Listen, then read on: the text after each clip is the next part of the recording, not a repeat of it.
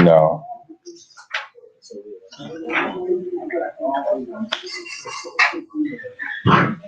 بسم الله الرحمن الرحيم الحمد لله رب العالمين والصلاة والسلام على أشرف الأنبياء والمرسلين نبينا محمد وعلى آله وصحبه أجمعين أما بعد.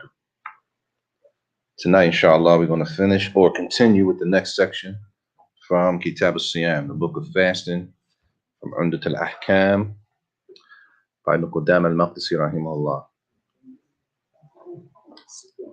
Inshallah, this section is pretty straightforward, not too much back and forth. It's pretty easy, inshallah. طيب. قال رحمه الله باب صيام التطوع. This is the chapter of voluntary fast. Voluntary fast.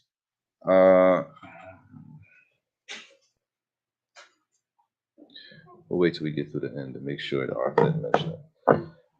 طيب, so if you want to number them, how many fasts the author mentioned that are voluntary fasts? Now, of course, there's some different rules connected to the voluntary fast opposed to the obligatory fast. And we'll deal with them when they come, inshallah. This chapter is going to show the importance of knowing the Islamic calendar and the days of the week Islamically and everything connected to the Islamic calendar. Because a lot of the voluntary fasts, they are connected to days or events on the Islamic calendar.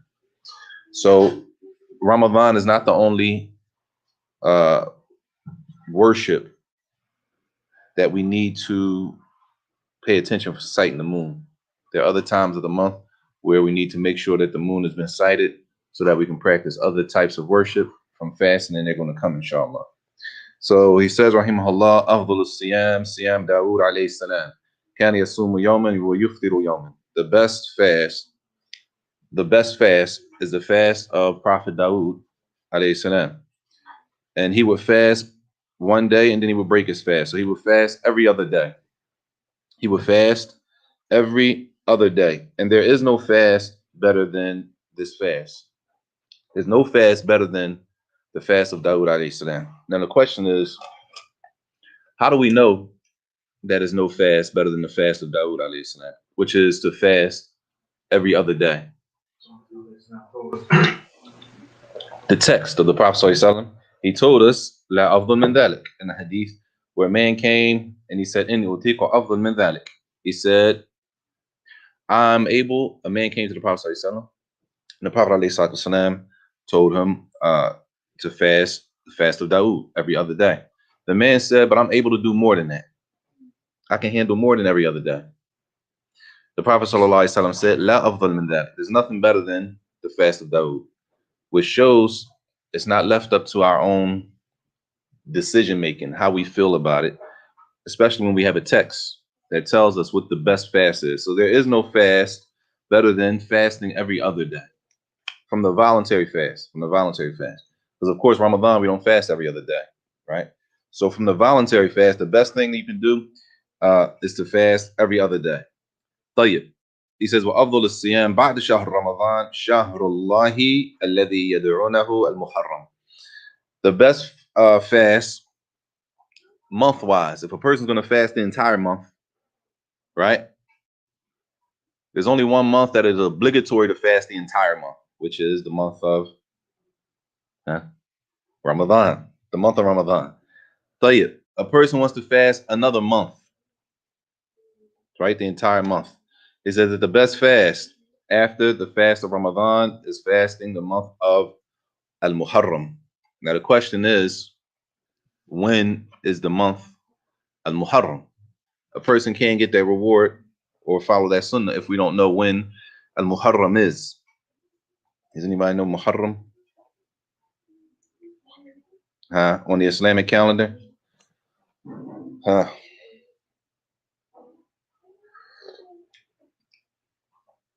No brave souls. Well,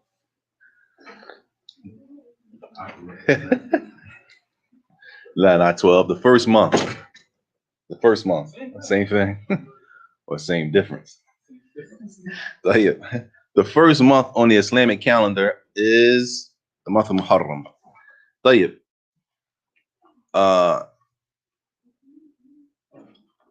Which is the month right immediately after Hajj. طيب.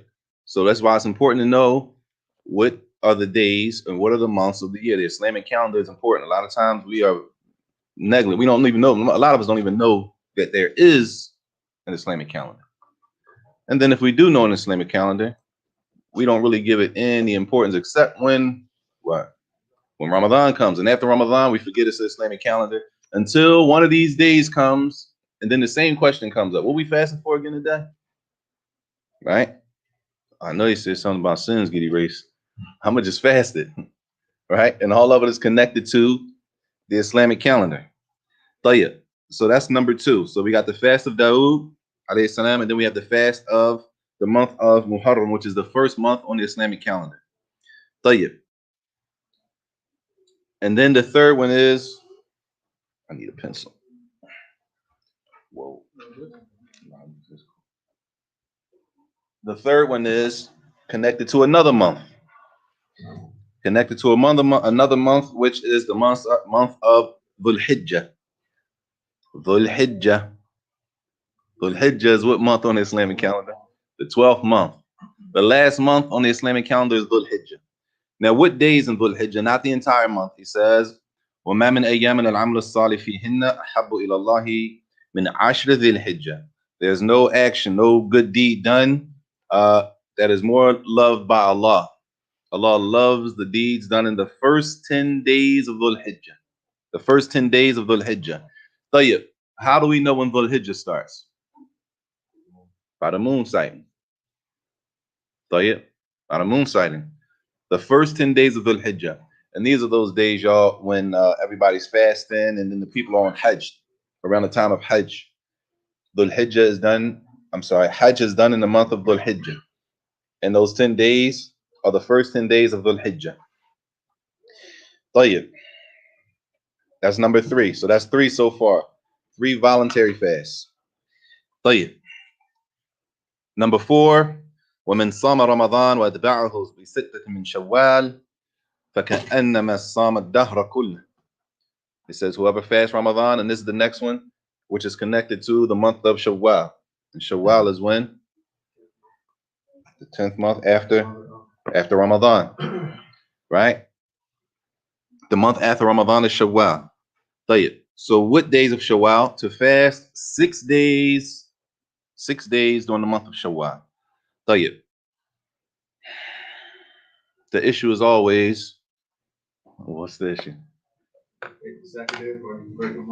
Can you 6 days? Should it be 6 days in a row? Because we just fasted, everybody just fasted 30 days, so we like a lot of us are what? Ready to eat. طيب. So now it's 6 more days in the next month right after that. You know how we do, we take a break. I'm gonna take a break and start mine next week.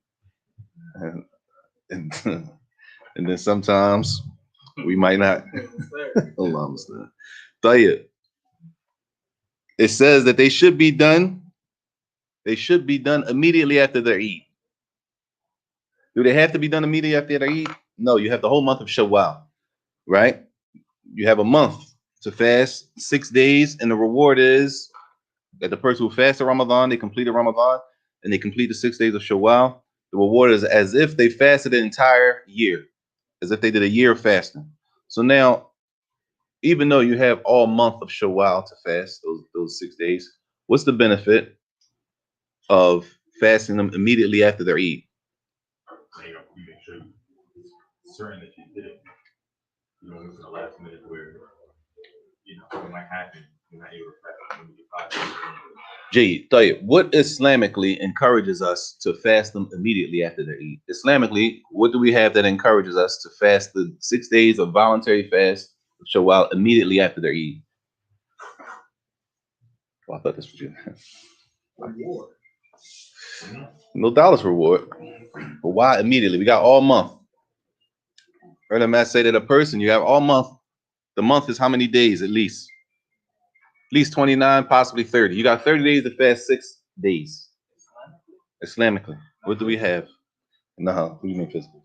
No, what he said is sahih, so that you don't forget. But Islamically, what encourages us? That's physical. Jade, which is cool. Yeah, it's the sunnah to fast 6 days of Shawwal. But why fast them immediately and not just wait?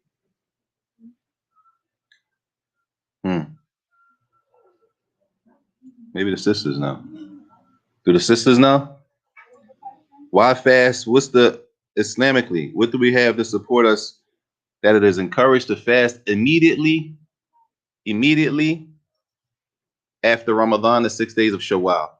Meaning, don't wait a week and a half to go by or 2 weeks into Shawwal and then fast all 6, which you can.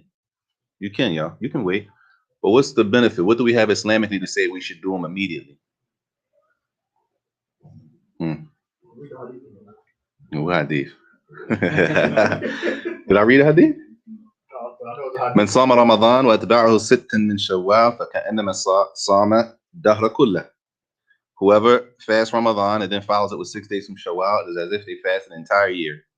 That's 6 days of each day you fast for the 6 days of Shawwal is multiplied tenfold. طيب. What does that have to do with doing them immediately after Ramadan? طيب. Based on general, it's real general. It's not specific from that text. Generally, the encouragement is recommended to rush to do good deeds. Don't delay to do good deeds. It's a good deed. It's khayr. It's from khayr. Don't sit back and wait 2 weeks, even though will it be valid? Is the fast valid if you did it, for example, the last week of Shawwal? It's still within Shawwal. But the general encouragement is to rush to the good deeds, to rush to the khayr. طيب. Therefore, if a person did the 6 days like many people do, which is probably the best thing, the day after their Eid, they start fasting the 6 days of Shawwal, right? And then the reward is connected. They fast Ramadan and then 6 days of Shawwal. So the Prophet ﷺ said it's like they fasted an entire year. طيب, that was number, what number was that? Yes, sister, 4. 4. 4. 4. That was 4. أيوه. طيب. والصيام يوم عاشوراء كفارة سنة. The fast on the day of Ashura. The day of Ashura. طيب.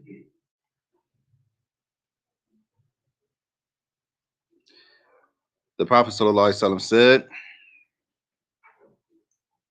as fasting the day of Ashura, which is connected to the story of Musa alayhi salam and Fir'aun, that he said the person who fasts the day of Ashura one day, fasting the day of Ashura, that one day is a removal of 1 year worth of sins. 1 year worth of sins, fasting one day. Which is important, y'all, because a lot of times, every year, Muslims don't pay attention. And then in the middle of the day, they talking to a Muslim, and the Muslim say, "You fasting today?" You say, "Fasting for what?" Ashura. Sometimes people don't even know. All I know is that you get your year, your sins forgiven. That was the day, that was the day. All right. Which means you got to be aware of the Islamic days, the Islamic months, the Islamic calendar in general. The Islamic calendar in general. طيب, that day, fasting that one day. If we don't know what the day of Ashura is, we should look it up as homework, find out what it is. It's connected to Musa alayhi salam, the story of Fir'aun, and it's coming soon. It'll be here sooner than you know it.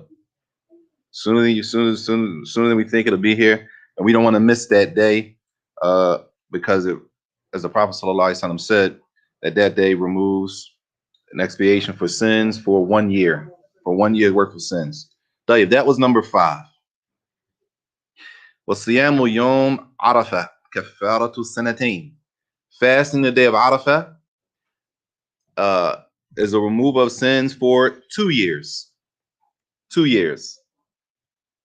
So we have one day on our calendar. We have one day on our calendar that if a person fasts and they're sincere in their fast, seeking Allah's reward, that day of fasting removes 1 year worth of sins, right? Then we have another day on our calendar that Allah keeps giving us opportunity at chance after chance after chance. That if a person fasts the day of Arafah, that is a kafara sanatain, that it is a expiation for 2 years worth of sins. So the first hadith, they say that it means the 1 year, they say the previous year. And for the second hadith, for 2 years, they say the previous year and the year coming. Yes. No, there's a mas'ala. I can say طيب. طيب. When is the day of Arafah? The 10th day of Dhul Hijjah. طيب. لا. Not the 10th day, the 9th day. There you go. Arafah is the 9th day of Dhul Hijjah. Dhul Hijjah is the 12th month. So the fasting of the day of Arafah is connected to the time of Hajj, right? The day of Arafat is the day that we fast before the Eid, right? And then the following day is the Eid. So every year, in our terms, the second Eid, right? The first Eid is coming now. Then the second Eid. Every year before the second Eid, Muslims are fasting the day before their Eid. Why are Muslims fasting the day before their Eid, the second Eid, not Ramadan Eid, the second Eid, around the time of Hajj? Due to the hadith of the Prophet ﷺ, that he said that it is an expiation, is a removal of sins for 2 years, fasting 1 day, which is a ni'mah. It is a blessing for the Muslims. It's a blessing. It's a ni'mah that we get 1 day we fast, and it removes a year worth of sins. And then there's another day, 1 day that we fast, and it removes 2 years worth of sins. And neither one of those days is obligatory to fast. It's optional to fast, but if a person did it, then that's the reward connected to it. For sure. And Arabic answer, is it mine or all sins?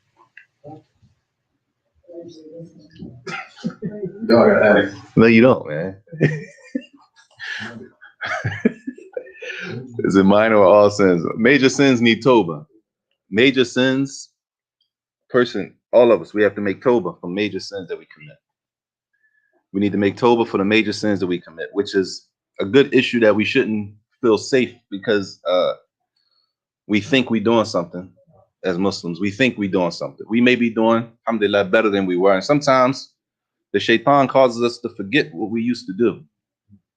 We forget all of the evil that we did, all of the sins and all of the mistakes and all the oppression that we did to people. And we forget what we did. And we think because we haven't done it in a while that we're good.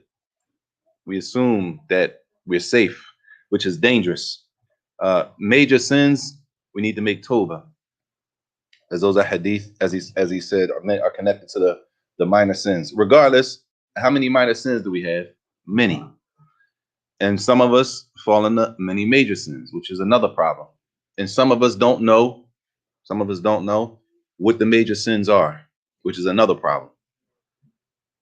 And like Sheikh Abdul Razak al-Badr Hafidullah said, a person should at least read the table of contents of Imam al-Dhahabi's book, Al-Kaba'ir, the major sins. Even if you don't read the whole book, just read through the table of contents so you know what the major sins are, right? And at least you can get an idea of what the major sins are, and then possibly, inshallah, go through the entire book in detail. Al-Kaba'ir, the major sins by Imam al-Dhahabi. It's titled just like that, The Major Sins by Imam al-Dhahabi, rahimahullah. It's a lot of things that are from the major sins that have become normal now in our time. Many things are from the major sins that the curse of Allah is on the person who does this. The curse of Allah is on the person who does this. Allah will not have mercy. This person's not. All these type of wordings that show things are from the major sins, right? Because sins are on levels. The disobedience to Allah subhanahu wa ta'ala is not on one level. Some things are worse than others, right? So those major sins, and from the major sins is disrespecting the parents. It's a major sin in Islam. It's not something like, we come from a culture where some people curse at their parents, like directly at their parents, which in this case, a person might say, that's not a, it's between us, meaning between the family, it's okay. Or between these people in this area, it's okay. But remember, culture doesn't take a front seat over deen. The Sharia takes the front seat. Disrespecting the parents is from the major sins. And there are many. It's a lot of other things that are normal now in front of us, but they're from the major sins. And a lot of them have a lot of heavy and serious threats connected to them. Some of them getting extensions put in the hair, stuff like that. Tattoos is the norm now. Tattoos is like, if you don't have one, you almost, you understand what I'm saying? Shirk, of course, worshiping other than Allah, and it's a lot. Remember that you may have maybe about 70 or something like that. And the ulama differ on how many major sins there are, but it's worth reading. It's worth reading at least the table of contents just to get an idea of what those are. So it says fasting the day of Arafat. When the people are on Hajj, who knows what Arafat is? Number one. What number is this? Yeah. 6. Number 6. Fasting the day of Arafat. What is Arafat? Anybody know? What Arafat, the day of Arafat is? Who made Hajj here? Nobody? Huh? Hajj is Arafat. Hajj is the most important day on Hajj is Arafat. That's the day when everybody's on Arafat. It's a plain. It's an area. It's not like the tallest mountain in the world, but it's an area that's called Arafat. And Muslims are there from Dhuhr till Maghrib, making dua all day. There's nowhere else to go. No rush to go nowhere. Everybody who's on Hajj is there. Everybody who's on Hajj is on Arafat on that day, making dua and asking Allah for forgiveness. That's when people say make dua for me when you go on Hajj. They're talking about that day, right? And if you live there, that's the best day probably to go to the Kaaba. Because on the day of Arafat, if you live in Mecca, the day of Arafat, when all of the Hujjaj are on Arafat, there's nobody at the Haram. It's empty at the Haram. So that's like the best day for the locals to get down there. But anyway, Arafat, as the Prophet ﷺ said, Al-Hajj Arafat. Hajj is Arafat. That is the most important day. While the people are making Hajj on Arafat, right, they're not fasting. Right? The people that should be fasting are the people that are not on Hajj. Right? What's the reward for the accepted Hajj?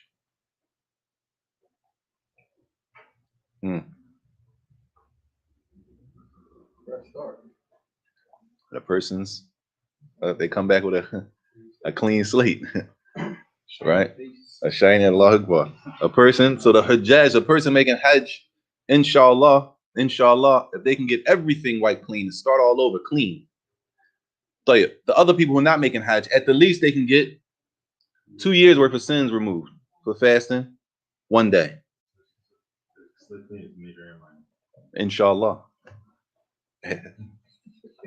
See what I'm saying? Inshallah. They're making Tawbah for specific sins. Because you got to figure, what other day in your life do you get to sit like all day from Dhuhr to Asr, like 8 hours straight, just praying? Like there's nothing else to do there. You get some tea, you get thirsty, you know what I'm saying? Go get something to drink. Astaghfirullah, akhi. Astaghfirullah. Akhi. Sheikh, we Muslim, akhi. What you mean? Yeah, we gonna pray. Of course we're gonna pray. Not praying? La ilaha illallah. No, man, of course we're gonna pray. We pray, you pray. But I mean, you pray. Everything is there. You pray, right? If you're hungry, you go right there, get something to eat, you come back. Use the bathroom, you gotta go come back. It's no like we're not going nowhere. We're gonna be here from Dhuhr till Maghrib. You understand what I'm saying? So it's a day where it's plenty of time to reflect on what you did and what you didn't do. To seek Tawbah and ask Allah for forgiveness. So that's number 6, fasting the day of Arafat. He says, وَلَا يُسْتَحَبُّ لِمَنْ كَانَ بِعَرَفَةٍ أَنْ يَصُومَ. And it is not recommended. It's not recommended for the people on Hajj to fast that day. Why not? Be Arafah is the people that's at Arafah. There you are. Why shouldn't they fast? Energy, Jade. Exactly. So that they have the energy to stand there and make dua. Believe me, it's hot. Depending on what part of the time of the year is, it's hot at Dhuhr anyway. And Mecca is hot at Dhuhr anyway. So at least hot, y'all. At least 100 degrees. At least. That's like on the low end. Sometimes it'll be like 115, 117, depending on what time of the year. It's gonna be hot. A person on Hajj fasting, what you don't want to do is fall asleep on Arafah because you're drained. And the biggest day of Hajj, you sleep because you're tired and you can't fast, which is possible. You fast, we're human. A person gets tired, they fall asleep, they nod off, they wake up 2 hours later. That's 2 hours you could have been praying, making dua that you missed, and you don't get that back on Hajj. So he says that it is not recommended for the person that is on Hajj to fast on that day. So most of the Hajjaj, the people making Hajj, will be eating on that day, but the people around the world who are not making Hajj, the Muslims, this is another recommended day that we should fast. That was number 6. He says number 7, we yustahabbu siyamu ayyam al-bid. Number 7 is recommended to fast on the white days. The white days are which days? The middle of the month on the Islamic calendar. Has nothing to do with January to December. Every month, what's the middle though? What days? 13th, 14th, and 15th of every Islamic month. The white days is recommended to fast those days, yes. Why is it called the white days instead of the white night? Allahu Alam. Allahu Alam. Allahu Alam. Why is it called the white days anyway? Because those are the days that the moon is full. So every month, anytime we see a full moon, right, we should understand that it's the middle of the Islamic month. Even if it's the beginning of June, it's June 5th, and you see a full moon. That means on the Islamic month, it's the middle of the month, between the 13th, 14th, 15th, 16th, something like that. But even if we don't know what the month is, the full moon represents the white days. That was number 7. Number 8, wal-ithnain, fasting on Mondays. It is recommended, sunnah, to fast on Mondays. That was 8, right? Number 8 is to fast on Mondays, and number 9 is to fast on Al-Khamis, Thursdays. If a person, for example, مثلا, is Ramadan and a person traveled during Ramadan. Excuse me, as a person is the traveler during Ramadan. Does the traveler fast or does the traveler break the fast? They have the option. Let's just say the traveler decided to break their fast for Ramadan because they're traveling, which they can do. They have a valid excuse, right? They travel, and once they're traveling, they wake up and they say, you know what? It's Monday. It is the sunnah to fast on Mondays, right? I'm going to just fast on Monday because it's the sunnah to fast on Monday. Everybody clear? They're not fasting for Ramadan because you can break your fast for Ramadan, right? So instead of fasting a day for Ramadan while they're traveling, they decide to do what? Fast because it's Monday. Everybody clear? You with me? Everybody clear? What are they fasting for? Because it's Monday and the sunnah is recommended to fast on Mondays. Are they fasting because it's Ramadan? So that fast that they do on Monday, it doesn't count for their Ramadan, right? Okay. Everybody clear? Sisters, y'all clear? A person is not allowed to do that. You can't fast a recommended fast in place in the time it's Ramadan. There's no time in the month of Ramadan to fast anything except for the days of Ramadan. No, it's bidah. I ain't say it's bidah. Because No, man. I'm not saying that. I ain't say that. because the virtue of fasting on Ramadan is over the virtue of fasting on Mondays. Tayyib, that wouldn't make it a bidah, though.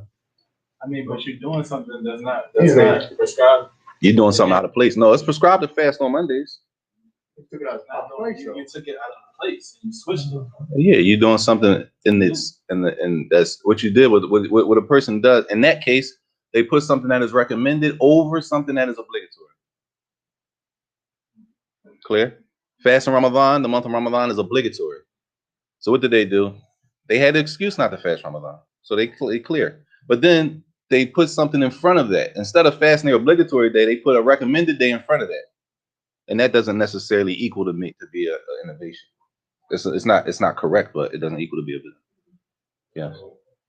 Because obviously the intention has to be the night before. Mm-hmm. So once they intended not to, that's it. Like they can't go back. What you mean? And at least take advantage of it because it's a Monday. I don't know. Say it again. I'm not sure. The night before they already intended not to fast for the child. Tell you. Then they realize still on the fast, but the intention has already been broken. They can't take advantage of that day. That day. I don't see why not. Take advantage of what day? What you mean? You talking about Monday or Ramadan? It's in Ramadan. They don't plan on fasting the month Ramadan. At first, yes. Yes. Tell you. And if they want to fast, but obviously they can't because the intention was supposed to have been made. When you say the next day, you mean when they start? It's Monday now, right? Yeah. Now it's Monday, and now he say, "What? You know what? I still want to get some benefit in because it is Monday, right? It's Monday, and I don't want to just let Monday go by without doing anything. Like, the best thing you could have done was fast up your obligation. That was the best thing you could have done. Well, I think he asked something different. Is that what you asked? No. You got another question? It's like, can you? Either way, you can't do it. Because he's saying because your intention has to be made at night, even if you have this option because you're traveling. Does that your intention being made at night thing still count? Can you say, well, I feel like I have energy close to Fajr time, so I'm gonna just do it anyway? Just do what? I'm gonna just fast. Ramadan? Even though I have the option not to. Yeah. So making your intention at night no longer counts because you have the option. No, he's trying to say like, say you want to fast, but then you decide not. But then again, in that same night, you decide you do want to fast, even though you said you didn't. Even though it's still a night, your attention's still there. Yo, listen. It don't make a difference as long as your intention is to fast Ramadan before the end of Fajr. You can do whatever you want to do. You can. So let's just say I'm traveling. It's 10 o'clock at night. I'm not fasting tomorrow because I'm traveling. I wake up at 3 o'clock in the morning. You know what? I'm gonna fast tomorrow Ramadan. It's not that bad. It's fine. Then I wake up and I don't fast. It's no problem. I'm a traveler, regardless. I'm a traveler, so I have the Islamic authority not to fast that day. Whether I go back and forth with my intention before it's time, that's no problem. That's not an issue. You just can't do it. You just can't put a voluntary fast in the place of an obligatory fast during that time. Clear? But if you go back and forth in your intention throughout the night, that's not an issue. Once Fajr hit, you got to have the decision made what you want to do before the adhan. If you want to do Ramadan, you fast your day of Ramadan, you need the attention before the adhan. Because that's the night. Tayyib. So 7, 8, and 9. Fasting the white days was 7. Fasting on Mondays was 8. And fasting Thursdays was 9. Tayyib. He says, وَالصَّائِمُ المتطوع أمير نفسه إن شاء صام وإن شاء أفطر. And this is a qaida. This is like a principle. At the sa'im, the person that is fasting a voluntary fast, they call it amiru nafsi. That basically you're in charge of what you want to do. If you choose to fast, you can fast. And if you don't choose to fast that day, you don't have to fast. Clear? A person wakes up, tomorrow's Thursday, and they say, you know what? It's Thursday, I'm going to fast tomorrow. Tayyib. Fasting Thursdays, what's the ruling Islamically on fasting on Thursdays? It's sunnah. It's recommended. It's not obligatory. It's a recommended thing. It's from the sunnah of the Prophet ﷺ. Like if a person wakes up and they say, I'm going to fast on Thursday. Tomorrow's Thursday. I'm going to fast because it's sunnah to fast on Thursdays. Like they start fasting. They get to work or they get whatever they do. They say, you know what? I ain't fasting today. It's going to be rough. I got a long day ahead of me. It's going to be too strenuous. I'm going to just break my fast. Can they do that? They're allowed to do that. Why is that not a problem? It's not obligatory. Clear? It's not like the fast of Ramadan. You can't wake up one day in Ramadan and be like, you know what, man, it's kind of long. I'm going to chalk this one and probably tomorrow too. A'udhu billah. But I'm going to make them up. Right? Which is another major sin. From the major sins also, in Al-Kabair, is to break the fast on Ramadan without a valid excuse. To break fast on Ramadan without a valid excuse is a major sin. So if a person is for the voluntary fast, it's no problem. For the voluntary fast, they say the person is in control. You're in control. If you choose to fast, you can fast. If you choose to break the fast, you can break the fast. وَلَا قَضَاءَ عَلَيْهِ. And if a person breaks the voluntary fast, then they have to do what? Nothing. They don't have to make up the day or anything. Not like Ramadan. If we break a fast, if we don't fast a day during Ramadan, we have to make it up. Right? We have to make it up. The voluntary fast, a person woke up on Thursday, they were fasting.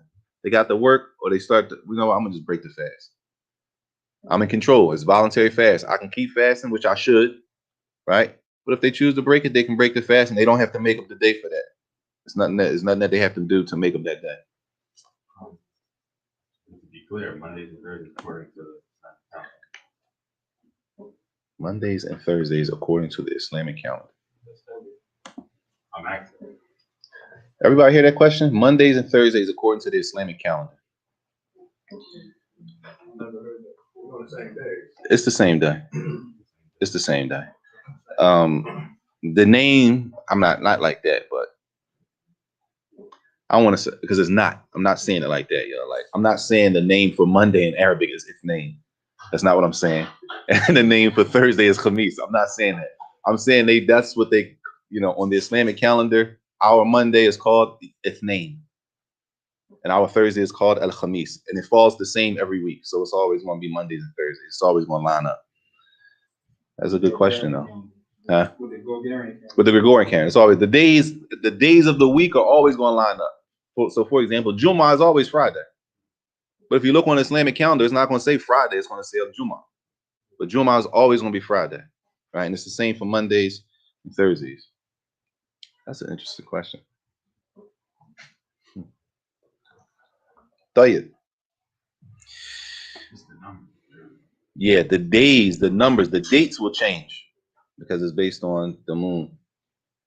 Tayyib. So he says after that number one, if it's a voluntary fast, we have the option to continue fasting that day. We have an option to break the fast, right? Which is not the same as the obligatory fast, right? The obligatory fast, there's no option to break your obligatory fast in the middle of the day. You have to finish the day. The only way you can break your fast, the obligatory fast, in the middle of the day is how?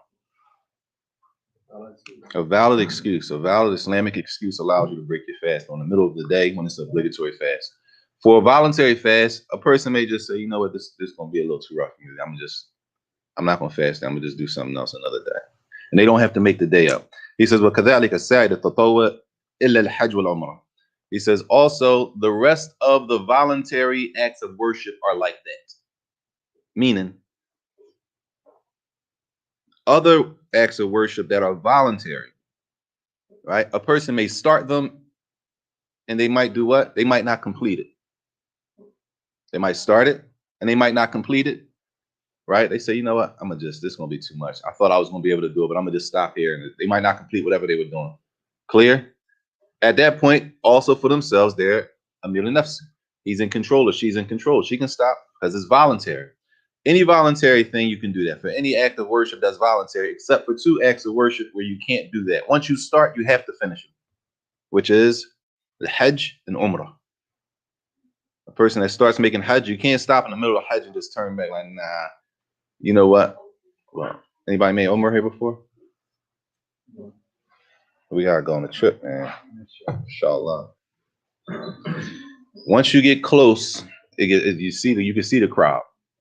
That's why I asked, because if you get closer and closer and closer to the Kaaba, you can see how crowded it is. So a person says, you know what, that's too. If you know anything about going around the Kaaba on this crowd, you're like, man, I'm gonna just wait. This is a voluntary Hajj. This is a voluntary Umrah, right? So a person might think, well, all voluntary acts, I could just, if I choose to, I don't have to complete them, right? They're not obligatory. I'm the Amir of myself. I'm in control. So a person might get for Hajj or Umrah, especially for Umrah, they might say, man, I didn't know it was that crowded. I'm gonna just go back home. And then, for a person who lives there, person might live there, they might live an hour away. It ain't really nothing, right? I'm gonna just go back home and I'm gonna come back next week on the weekend when it's not crowded. Once they start for Hajj or Umrah, they have to complete the Hajj or complete the Umrah. Even if they made Hajj like multiple times already? Once yes, even if they made Hajj multiple times. So do the Hajj specifically got to be in Dhul Hijjah, or it could be. There you are. Yes, Hajj is specifically in Dhul Hijjah. So how is it voluntary? Because he already made Hajj before. He made his obligatory Hajj. Right. This is second Hajj, or this is her third Hajj, or his fifth, or his 10th. Point being, once they start the procedure of Hajj, they got to complete it. Once they start to complete the procedure of Umrah, they got to complete it. Mm-hmm. So Hajj is only obligatory once in your lifetime, right? Yes. So that means the Imam has to provide a principle or some dalil saying that once you start for another time, you have to complete it. Allah said, وَأَتِمُّ الْحَجْ وَالْعُمْرَ لِلَّهِ. Allah said, complete the Hajj and Umrah for Allah. And that's what they use. Complete it. You can't start and then stop it. If you start and stop, then you did what? It's incomplete. For that time. And Allah said, it's a command to complete it. That's what they use. طيب in Surah Al-Baqarah, that ayat in Surah Al-Baqarah, where Allah says, and complete the Hajj and Umrah for Allah. And that's why they say that you can't, for those two, you can't start and stop. Once you start them, you have to complete them. طيب. He says, فَإِنَّهُ يَجِبُ إِتْمَامُهُمَا وَقَضَاءُ مَا أَفْسَدَ مِنْهُمَا. That the Hajj and Umrah, once you start, it's obligatory to complete them. And if you don't complete it, you have to do what? You have to make it up. You have to make up the Hajj or the Umrah that you didn't complete. I'll give you an example what that looks like. For example, it's people that live 40 minutes away from Mecca, or it's people that live in Mecca, right? What happens? I might go back and forth to Mecca or to the Haram all the time. It's not like we might be thinking because we got to get on the airplane. No. It's people right there, right? So I know on certain days of the week, the Haram is empty. It's easy to make Umrah. And I go down there on one of those days and I get there and I say, whoa, it's crowded today. And I already started my talbiyah. I'm already in my wrap. I'm dressed. I'm already started, right? I get there and I see the crowd. At that point, I can't turn around. If I do turn around and I don't complete it, the obligation is to complete it at that point because I already started. If I stop and don't complete it, that means what? I have to make it up. That means after Umrah, I have to make up al-qadha.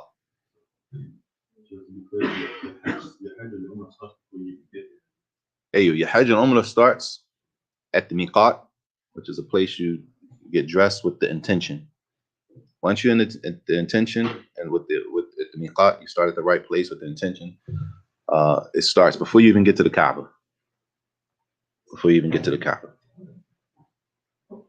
Umrah is all year round. Umrah is all year round, but still, it's the same when it comes to starting, right? Because when you're coming from Medina, you're already in Ihram and you're still 4 hours away. So you have a 4-hour bus ride, at least 4 hours, at least sometimes 6, 8, right? And the whole time you're in Ihram, right? You're in Ihram, even though you didn't get there yet. Wow, I'll make it easy for us to get back. طيب. Now, and we're almost done. He brings the prohibited days of fasting. He says, وَنَهَى النَّبِيُّ صَلَّى اللَّهُ عَلَيْهِ وَسَلَّمَ عَنْ صَوْمِ يَوْمَيْنِ. The Prophet ﷺ, he prohibited us. We're not allowed to fast on 2 days. What are those 2 days? Friday? MashaAllah. haram to fast on Friday? Oh, that's on Eid. They're Eid. Both Eids or just one of them? Both Eids. We're not allowed, even if you miss days, you can't fast on the day of their Eid. It's not allowed. We've been prohibited. We're not allowed as Muslims to fast on the day of their Eid. Neither Eid, the first Eid or the second Eid. The Prophet ﷺ prohibited us from fasting on Yom al-Fitr wa Yom al-Nahr, the first Eid and the second Eid. Those are the first two. The first 2 days we're not allowed to fast on are the 2 days of the Eid. وَنَهَى عَنْ صَوْمِ أَيَّامِ التَّشْرِيقِ. And he also prohibited us from fasting on the days of At-Tashriq. And the days of At-Tashriq are the days, how do we describe them? You know the second Eid? You know how people say, man, it's still the Eid. 3 days. Right, them 3 days, we're not supposed to be fasting those 3 days. Those are the days of Tashriq. Not the Eid of Ramadan, the second Eid. When everybody be like, yo, man, it's still the Eid. Where you going today? We still got 3 days. Still got another day to Eid. Those days are days of the Eid, right? So those are days are called the days of Tashriq, which the Prophet ﷺ prohibited us from also fasting on. He said, Ayyam al-Tashriq, Ayyam al-Akl wa-Shurb, wa dhikrun lillahi ta'ala, lillahi azza wa jalla. And that's in Sahih Muslim. So those 3 days, we should not be fasting. Neither day of their Eid, right, which is 2. And then the days of Tashriq, the Ayyam al-Tashriq, which are in Dhul Hijjah, the 11th, the 12th, and the 13th of Dhul Hijjah, after Hajj. Because the 9th is the day of Arafat on Dhul Hijjah. The 10th of Dhul Hijjah is their Eid, right? So we're not going to fast on their Eid. And then the days after their Eid, Ayyam al-Tashriq. طيب. He says, إلا أنه أرخص في صومها للمتمتع إذا لم يجد الهدية. There's one person who does fast on their Eid, and that person is the person who is making a specific type of Hajj. Hajj has different types. There's a specific type of person that is allowed to fast on those days based on the type of Hajj that they are making. I don't know if Hajj is this year. I don't know if they're going to make Hajj this year or not. But if so, maybe we can do the book of Hajj. Inshallah. طيب. Lastly, he says, وَلَيْلَةُ الْقَدْرِ فِي الْوِتْرِ مِنَ الْعَشْرِ الْأَوَاخِرِ مِنْ رَمَضَانِ. And the night of Qadr, the night of decree, or as some say, the night of power, he says, the odd nights from the last 10 nights of Ramadan. The odd nights from the last 10 nights of Ramadan.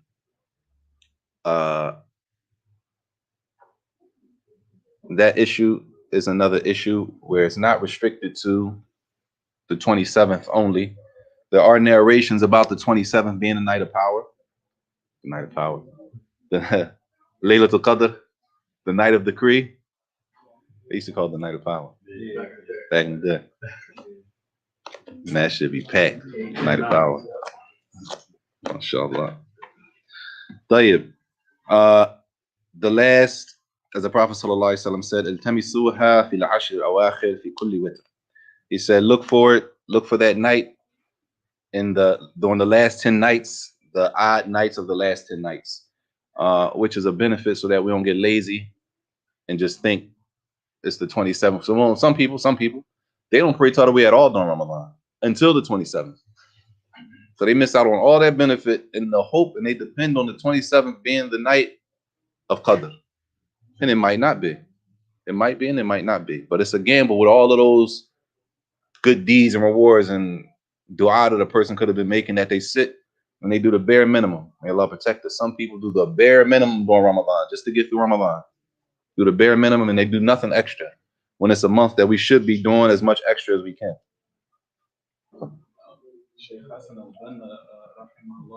Rahimahullah. He brought a benefit. He said Ramadan could be 29 days or 30 days. So, you won't find out whether you fast in odd days or even days until it's too late. Right. So you could come to the masjid for all odd days And then it turns out at the end of Ramadan that they were actually all eating. That's the benefit of not slipping. That's why, man, if you can, you should try to dedicate your last 10 days, like last 11 days. As what's the name said, pump up the volume. Them last 10 days, you need to try to. We need to try to dedicate them days to seeking that night Laylatul Qadr. Not depending on one day being it. It might not be it, right? You look back and then you avoid the gray area by just doing all of them. And that's the benefit of making the i'tikaf. If you're doing what you're supposed to do when you're making the i'tikaf. The benefit of being in the masjid the last 10 nights of Ramadan and staying the night in the masjid, if you're doing what you're supposed to be doing during i'tikaf, is that inshallah you cover all bases. Inshallah you're in there the whole 10 nights. So inshallah you were there and you were praying during the night of Qadr, and Allah knows best. Tayyib. We'll stop there. The last chapter is Bab al-I'tikaf. We'll do next week, inshallah. Going back to the voluntary fast, intention doesn't have to be necessarily made at night, though, right? For that. Yes, that's one of the differences. Okay, so basically, like if you wake up in the morning or midday, whatever, as long as you haven't eaten, still do a voluntary fast, right? Right. That's a major difference between the voluntary fast and the obligatory fast, which, if you notice, he didn't mention that. Right? The author didn't mention, which is a benefit of going through more than one method. In this book, he didn't mention that issue. The voluntary fast, the intention for a voluntary fast can be made, for example, in the middle of the day. Meaning, I wake up at 1 o'clock in the afternoon, right? And I decide I didn't eat anything. I didn't do anything that breaks my fast. I wake up at 1 o'clock in the afternoon. It's time for Dhuhr. I pray Dhuhr and I say, you know what? I'm going to just fast today. Right? I can do that because it's a voluntary fast. With the obligatory fast, the intention has to be made the night before. So if I want to fast tomorrow, Thursday, for obligatory fast, I have to make my intention tonight before the adhan of Fajr to fast tomorrow. If I don't, then that fast is not going to count. But for the voluntary fast, I can make my intention in the middle of the day. It can be after Fajr, anytime, based on it being a voluntary fast. That's a major difference that the author didn't mention. And I didn't mention intentionally to see if somebody else was here. Which shows you the benefit of the different books. Even though they might be on the same level, they might be the same level as far as information-wise. They're different authors. So they may put stuff in different places. They may put something that they see is more important in another issue that the other author might leave out. Author, you had a question. You still have to make up Hajj or Umrah if you pass out. If you pass out, yeah. Do you have to make it up? Yeah. Do you have to make up Umrah? I'm trying to figure out. So I'm just trying to get the picture. They passed out, and then what? Oh. Making Hajj, there's a dua that protects you from those type of problems, right? That the Prophet ﷺ taught us that a person should say before they start making a Hajj. Therefore, if something happens, it's a way to fix it without penalty. Now the question is, are they gonna have to make it up? Yeah, they're gonna have to make it up. Even though they passed out, they have an excuse, all of that's fine. They still have to make it up, and there's gonna be a way to do it. It's better and it's safer when they make the dua before they get into ihram, or once they get in ihram. Allah. That was your question? Oh. What is the most detailed book besides that of my stuff now, like some of the beginning books? What's the most detailed book that you found, or did you find any of the kutub like this book? For the beginners. They sit down for the The most detailed, I wouldn't say they're all pretty much the same. They just some issues this author mentions that the other author didn't, like Musat just issued a couple issues. Yeah, it's nice though because, like you see, he didn't mention that. Read them all. That's why it's better if you can go through all of them and you'll pick up. It'll be a fill-in. Oh, he didn't mention this, and the stuff that you already know it'll just be revealed. You see what I'm saying? A lot of them are like that. Just little issues. They're not really much difference in them, but some issues are not mentioned that another author might mention. Where do you find because a lot of scholars differ within the method of the Hanabila, right? Uh-huh. So in these books, would you find the differences, or would you have to find it in the sharh of Uh, when you say these books, which book? This level? When I say these books, I Yeah. mean the kutub of the Hanabila. It depends on what level of which level the book is.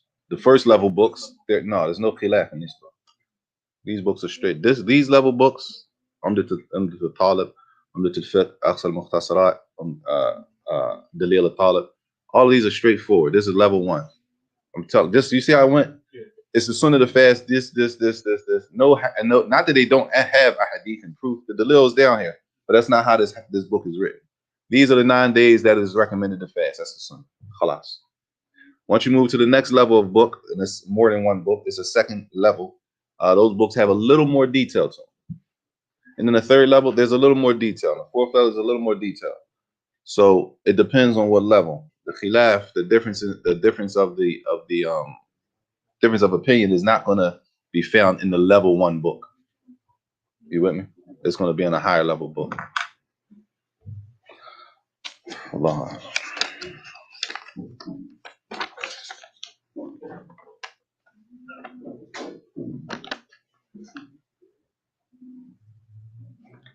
Jade. It says if you're a new shahada, it said, I think that's, and you fast for Ashura and Arafat. Does that still count to have sins removed if you've been Muslim under a year? Yes, it still counts. Because a person's been Muslim under a year, it doesn't mean that they haven't done anything wrong. Doesn't mean that they don't need to make tawbah for something. That nobody's perfect. It doesn't mean that they're perfect and that we should never be comfortable. We should never get comfortable thinking I did enough. Allah forgave my sins. I'm good. We should never be deceived and tricked by the shaitan to think that we did enough. I've been Muslim. Oh, they say when you become Muslim, you take a shahada, all your sins, you're like a new baby. So what does that mean? You got room to do some haram? Like they don't give you room to do nothing. That doesn't give you room, a green light to do something that's disobedience to Allah. So yes, it still applies. It still applies if you didn't know or forgot.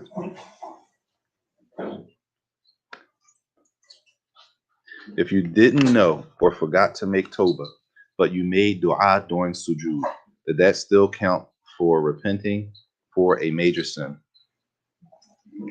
If you made a general dua, as the ulama discussed, that tawbah needs to be made for the major sins you commit. The best thing you could do is make dua and seek Allah's forgiveness specifically for the sin that you did. General du'as we make for everything, right? When it comes to the major sins, as the scholars discuss, that a person should make tawbah for the major sins specifically, not the general dua that we make in the salat, which is fine. It's not that we don't make dua in sujood, but for the major sins that we should make them directly and specifically for that major sin. Wallahu a'lam. Allah knows best.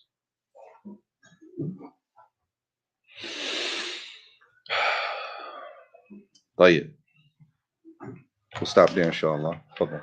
Question? Yeah, I do. Fadal. Do the authors use the same adilla or do they switch it up? You know what I'm saying? In the level 1's books, you mean? Pretty much. Pretty much. It's pretty much the same dalil they use. But we human. They're human. So you might word something a little different. The way you word it is a little easier for some people to understand. And the way I word it is a little easier for some people to understand.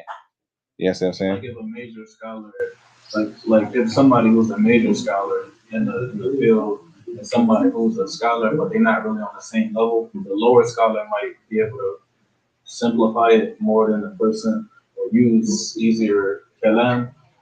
Not necessarily. I mean, that's just depending on the person. It could go the opposite way. It could be that the lower person of knowledge are not able to articulate it because they don't have the extra knowledge needed to articulate. You know what I'm saying? So it could vary. What do you consider bad? Level 3. Zad? Level 10. Zad is actually a sharh for a level 2 book. Zad is the sharh of Al-Muqni'. Al-Muqni' is the second level that Ibn Qudamah wrote, rahimahullah. He wrote Umdat al-Fiqh, and then the second level is Al-Muqni'. And Zad al-Mustaqni' is the sharh of Al-Muqni'. So Zad is heavy. Even though it's a level 2, there's no real khilaf, there's no difference of opinion in it. But it's a lot of masail, it's a lot of issues, and it's heavy. So, right. Yeah. I remember reading somewhere where with the last Thursday, Saturday, you know, you'd be able to fast on Friday. Right. Don't fast Friday by itself. Tell you. I just want to be sure. Yes. What was the number 9 you said? The 9th fast? Number 9. That was, I think, Yom al-Khamis, Thursdays. Because you be bringing the last 10 nights. I'm trying to figure out where that came in. About the last 10 nights? No, you talking about the last 10 nights. Oh, that's just the last issue they mentioned in the chapter of voluntary fast. And the question is, why is it placed there? Allah Alam. Laylatul Qadr. If you're with it, Allah Alam. Allah Alam. Tayyib. Is that cool with you, Sheikh? We'll stop there, inshallah. Wa sallallahu wa sallam.